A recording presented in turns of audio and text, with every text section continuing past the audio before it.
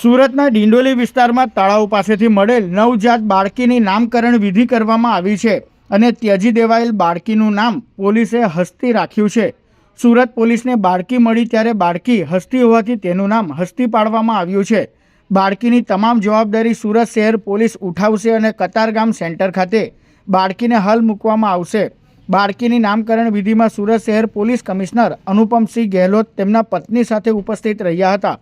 નામકરણની વિધિમાં DCP, ACP સહિત Dindoli police સ્ટેશનનો staff ઉપસ્થિત રહ્યો હતો અને ખૂબ જ ભવ્ય રીતે ડેકોરેશન કરી સુરત પોલીસે હસ્તીની નામકરણ વિધિ કરી હતી।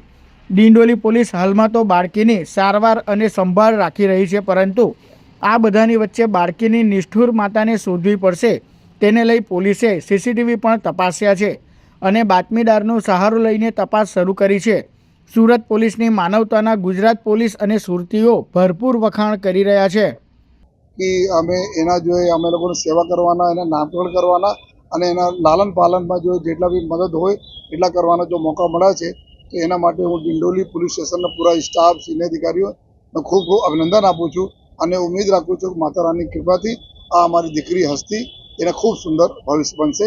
અને આપ બધા લોકો આવ્યા છો તો આપ થકી પણ અમે મેસેજ બધાને આપીએ છીએ એવા પેરેન્ટ્સના કે જો દીકરીઓના જોઈને જો મૂકી દેતા હોય યા કોઈ બીજા કારણસર મૂકી દેતા હોય તો એવા નહીં કરવા જોઈએ। જો અમારા જો દીકરી જો અમારા આજ સમાજના ભવિષ્ય છે જો તો બધા લોકોને વિનંતી છે કે એવા કોઈ પણ કૃત્ય નહીં કરવા જોઈએ જેના લીધે આ પ્રકારની સ્થિતિ આવે।